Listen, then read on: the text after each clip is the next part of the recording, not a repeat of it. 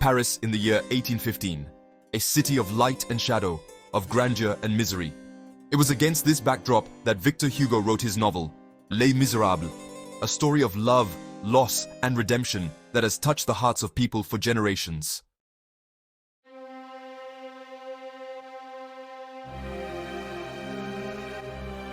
At the heart of this epic story is Jean Valjean, convicted for stealing a loaf of bread. Imprisoned for 19 years, he is released, scarred by his crime. A chance encounter with Bishop Myriel shows him the path to redemption. The bishop's kindness sparks a glimmer of hope in Valjean's heart. He vows to honor the bishop's faith by transforming himself.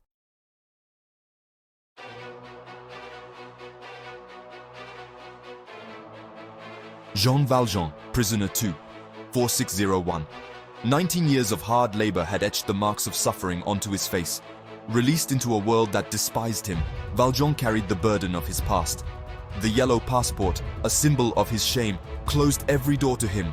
He was an outcast, condemned to live on the fringes of society. But even in the darkest hearts, a spark of hope can glimmer, waiting to be kindled. Exhausted and lost, Jean Valjean wanders through a thick, dark forest. The trees seem to block his path, a reflection of his own fears and the uncertain future ahead.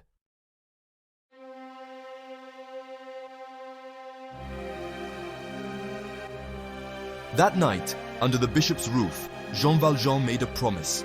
He would honor the bishop's trust and strive to become a better man. The stolen silver became a symbol of his transformation.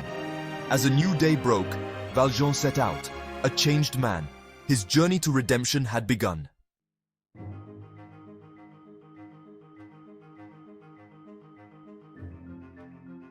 Years passed. Jean Valjean, the former convict, was no more. In his place stood Monsieur Madeleine, a respectable factory owner. He provided a home for the poorest of the poor and treated his workers with fairness. Madeleine's generosity extended far beyond the walls of his factory, but beneath his respectable facade lurked the fear of being found out.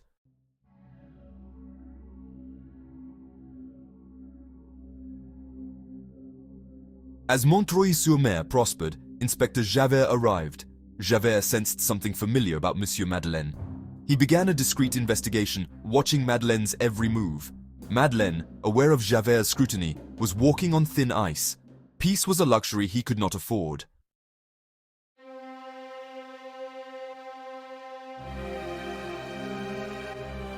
Fate had placed Valjean in a terrible position. An innocent man was mistaken for Jean Valjean. Valjean had a choice to make: stay silent or reveal who he really was. His promise to Monseigneur Myriel and his hard-won freedom were at stake. Let justice be served, or build a life on a lie. It was a night of agonizing thought, one that would decide far more than just his own fate.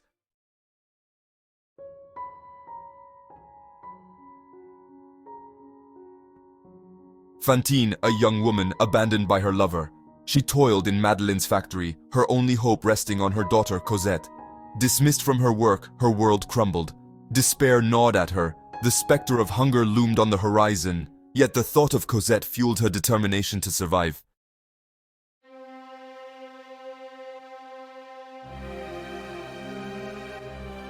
Driven by her love for Cosette, Fantine fell into a deep abyss. She sold her hair and her teeth, enduring constant pain. Forced to sell her body, each encounter chipped away at her soul. But the thought of Cosette kept her going. Every humiliation was a testament to her unwavering love.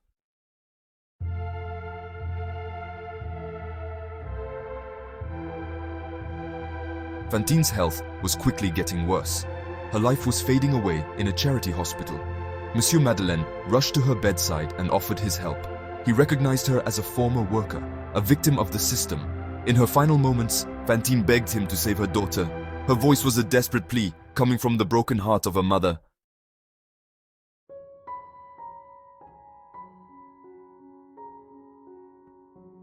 Cosette, a fragile flower living in the shadow of cruelty. Left to the mercy of the Thénardiers, she became their prisoner. Forced to work tirelessly, her childhood was stolen from her. The Thénardiers maintained a facade of respectability. Cosette sought solace in the darkness of her attic room.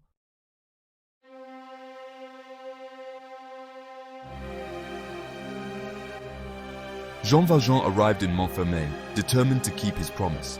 He found Cosette a shadow of her former self. Negotiations with the Thénardier were filled with deceit. Valjean paid a hefty price for Cosette. With Cosette by his side, Valjean left the inn. Their journey had just begun.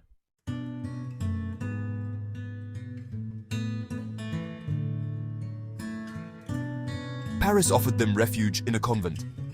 Under the nun's care, Cosette blossomed. She learned to read and write, her mind awakening. Valjean found solace in the rhythm of convent life. The convent became their sanctuary, a haven of peace, sheltered from life's storms. It was a time of healing and growth before fate intervened once more.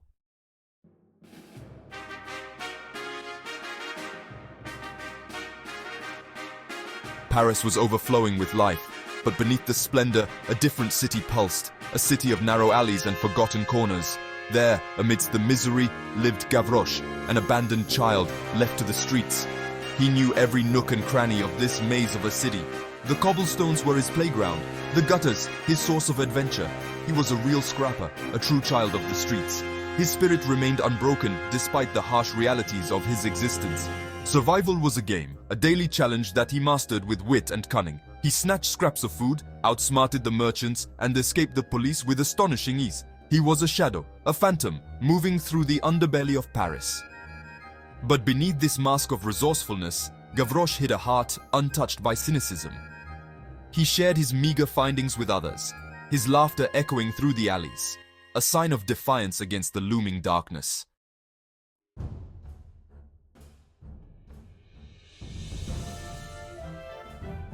The air was thick with tension. Whispers of revolution, of change swept through the streets, igniting a spark of hope in the hearts of the oppressed. Gavroche, observing the street with sharp eyes, felt the rumble of discontent. The students, idealism shining in their eyes, prepared to fight for freedom and a better future. Swept up in the enthusiasm, Gavroche joined them, his small figure becoming a symbol of the unyielding spirit of rebellion. He became their mascot, their source of joy and inspiration. He sang songs of resistance, his voice echoing over the barricades. He ran errands, delivered messages and supplies, his small size allowing him to move unnoticed through the narrow streets. Gavroche, the boy who survived, had found a purpose greater than himself. He was a child of the revolution, his courage a source of inspiration for those who fought alongside him, his laughter an act of defiance against the tyranny of oppression.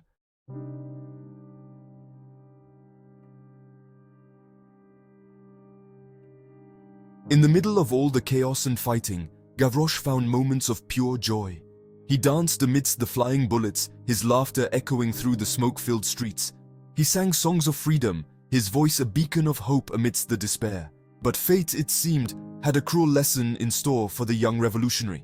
In a moment of selfless bravery, Gavroche's life was tragically cut short, a brutal reminder of the human cost of revolution. His death, a heavy blow to all who knew him, only strengthened their resolve.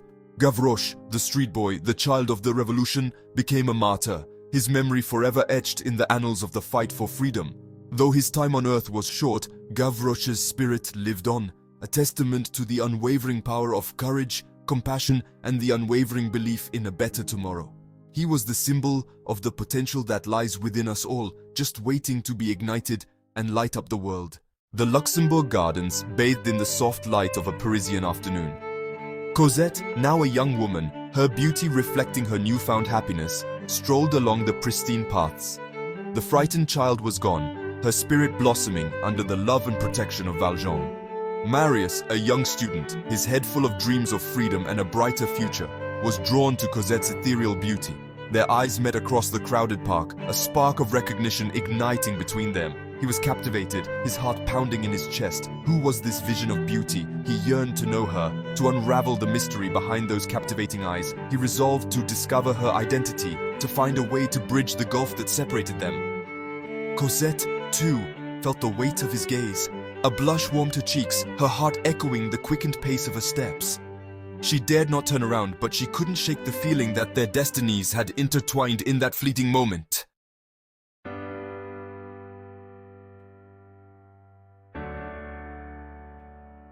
Days turned into weeks, and stolen glances turned into lingering looks. Marius, unable to resist the pull he felt, found out when Cosette took her walks in the park and arranged to bump into her. Their conversations, hesitant and formal at first, soon blossomed into something deeper. They shared their dreams, their longings, their hopes for a better future. Marius, captivated by Cosette's innocence and kindness, fell deeper and deeper in love with her. He wrote her poems, his words flowing onto the paper, filled with the depth of his affection. He pressed the sweet words into her hand during their brief encounters, his heart pounding, torn between hope and fear. Cosette, her heart echoing with feelings she had never dared to dream of, treasured his words. She read his poems over and over again, each syllable a testament to the bond that was blossoming between them. She was drawn to his idealism, his passion for justice, his unwavering belief in the power of love.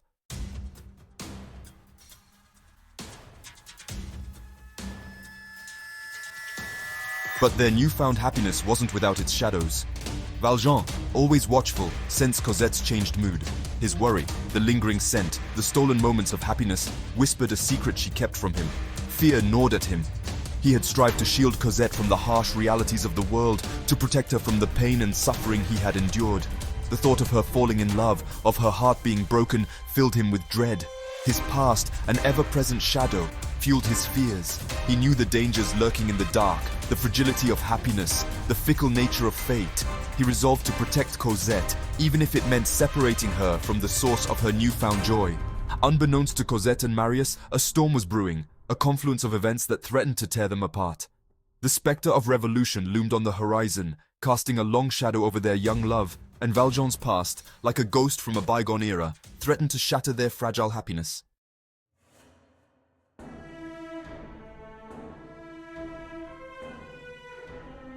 The streets of Paris, once vibrant and full of life, now echoed with a different rhythm.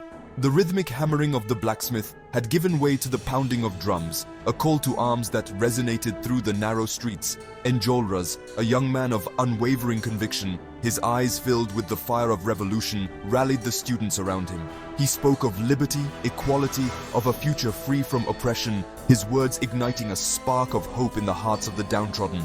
The students, their youthful idealism fueled by a longing for change, poured into the streets, their voices uniting in a chorus of resistance against the established order. They erected barricades, transforming the city into a labyrinth of rebellion. The air, heavy with the smell of gunpowder and anticipation, crackled with explosive energy. The people, inspired by the students' courage, joined the fight, their anger at years of injustice boiling over. The revolution, long simmering beneath the surface, had erupted.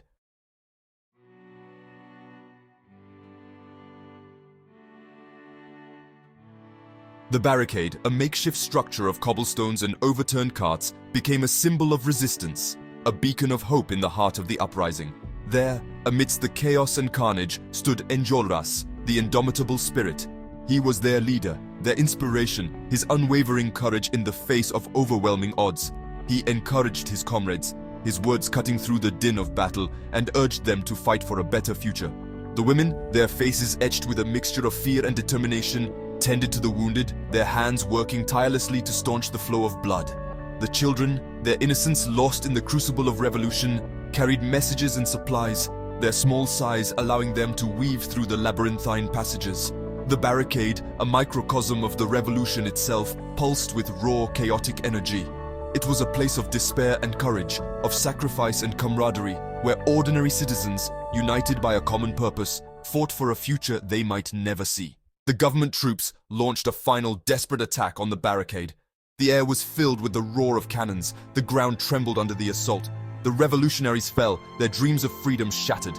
Enjolras fought on, his spirit unbroken. He would face his destiny with his head held high, a martyr for the cause of freedom. His death would serve as a rallying cry for future generations.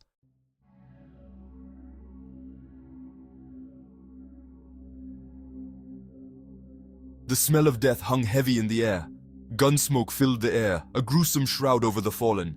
Valjean, his heart pounding in his chest, desperately searched among the bodies. He had made a promise to a dying woman, a promise to protect her daughter, his beloved Cosette. He found Marius, his blood staining the cobblestones red, a victim of the cruel revolution. The young student, his dreams of a better future fading with every labored breath, clung to life. Valjean, forgetting his own safety, lifted Marius's lifeless body. The sewers, an underground maze of despair, offered their only chance of escape. He plunged into the darkness, the weight of the young man on his arms, a symbol of the burden on his soul. Each step, a descent into the bowels of the city, was agony. The air, thick with the foul stench of waste and human excrement, scratched at his throat. The darkness, a living thing, closed in on them from all sides, threatening to swallow them both.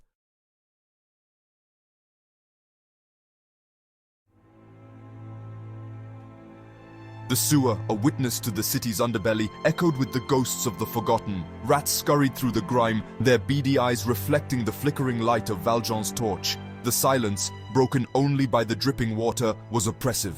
He stumbled through the darkness, his strength fading with every step. Valjean clung to the hope of reaching the sewer's exit, and yet he struggled on, driven by a father's love.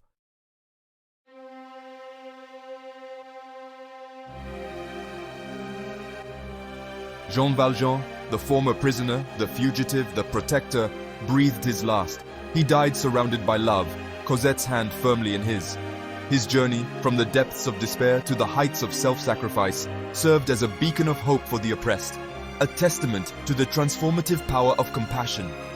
Yet he never gave up his search for redemption.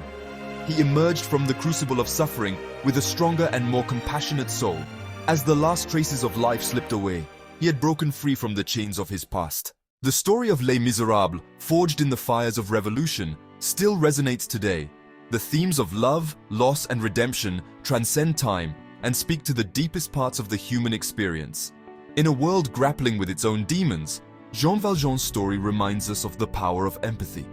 It challenges us to see the good in those who have been cast out by society. Redemption is possible, even for those who have strayed from the right path. The lasting legacy of Les Misérables lies in its ability to inspire hope.